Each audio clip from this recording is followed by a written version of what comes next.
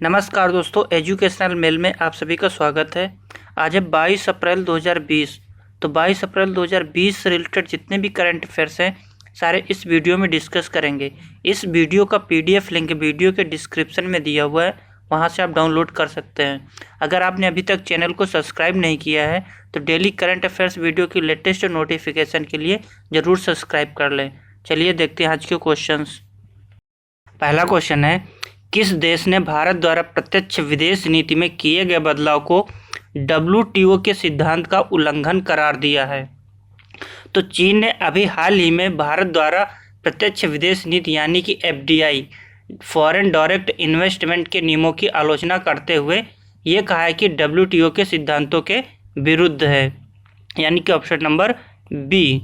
अभी last week में केंद्र सरकार ने FDI के नियमों में बदलाव किया था और इस वजह के तहत कोई भी विदेशी या चीनी कंपनी भारतीय कंपनियों को टेक ओवर नहीं कर सकती है और ना ही विदेशी कंपनी भारतीय कंपनियों का अधिग्रहण कर सकती है।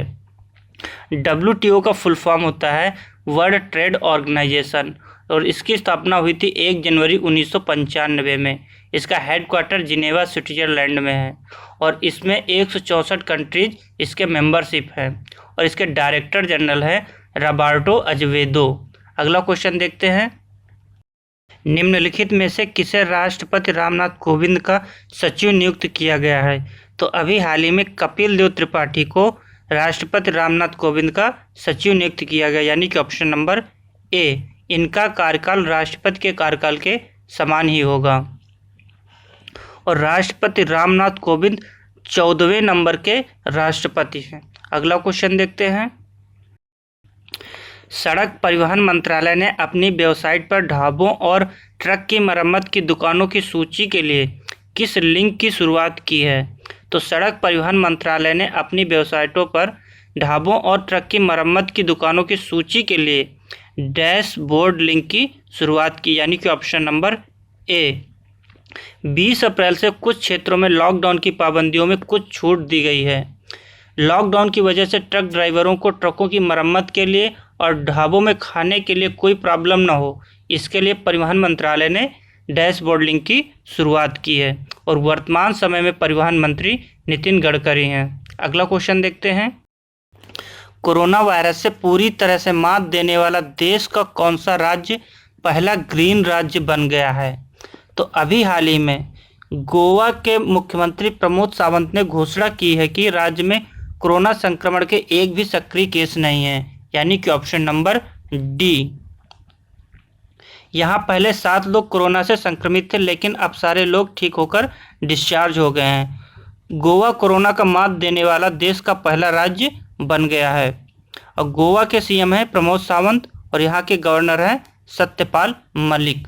अगला क्वेश्चन देखते हैं, जैव प्रौद्योगिकी विभाग ने कितनी कंपनियों को कोविड-19 का टीका विकसित करने के लिए चुना है? तो अभी हाल ही में जैव प्रौद्योगिकी विभाग ने 3 कंपनियों को कोविड-19 का टीका विकसित करने के लिए चुना, यानी कि ऑप्शन नंबर सी।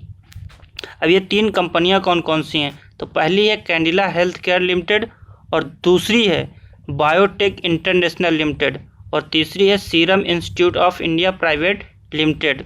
सरकार इन 3 कंपनियों को कोविड-19 की वैक्सीन विकसित करने के लिए धन मुहैया कराएगी और अब बात DBT की हुई है तो इसकी स्थापना 1986 में हुई थी और इसका हेडक्वार्टर न्यू दिल्ली में है और इसकी सेक्रेटरी हैं डॉक्टर रेणु स्वरूप। अगला क्वेश्चन देखते हैं, हाल ही में किस राज्य ने कोविड-19 योद्धा कल्याण योजना को लॉन्च किया है?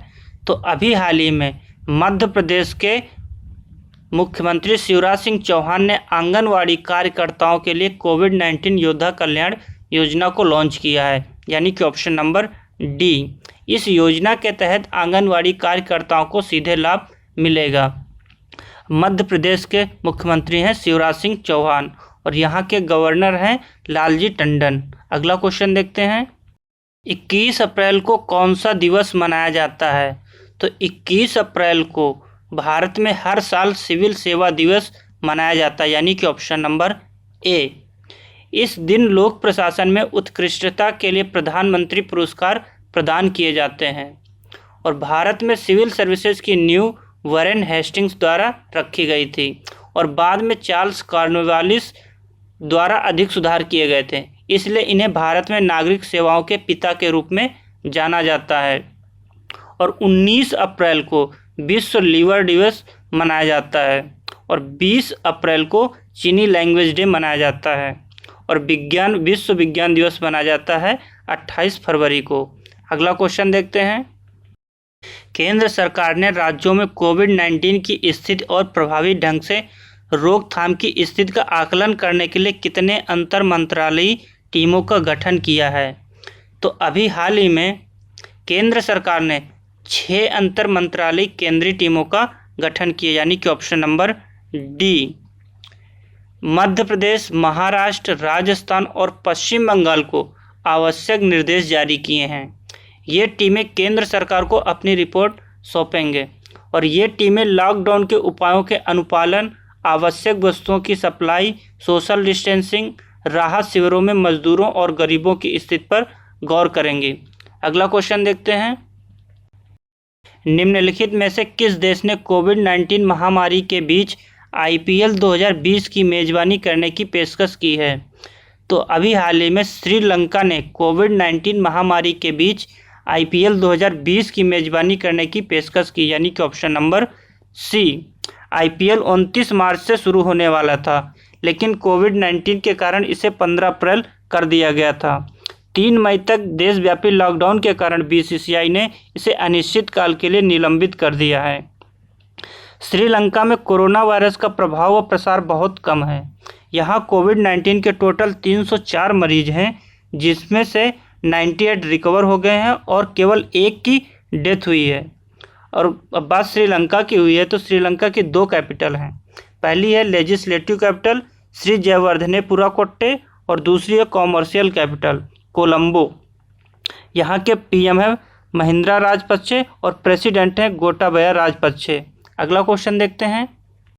निम्नलिखित में कौन सी राज्य सरकार सामुदायिक रसोई को जियो टैग करने वाला पहला राज्य बन गया है? तो उत्तर प्रदेश 75 जिलों में अपने 7,368 सामुदायिक रसोई और सामुदायिक आश्रमों को जियो टैग करने वाला देश का पहला राज्य बन गया है, जो एक दिन में 12 लाख भोजन पैकेट का उत्पादन करते हैं, यानी कि ऑप्शन नंबर बी। ऐसा करने के लिए यूपी सरकार ने गूगल के साथ समझौता किया है।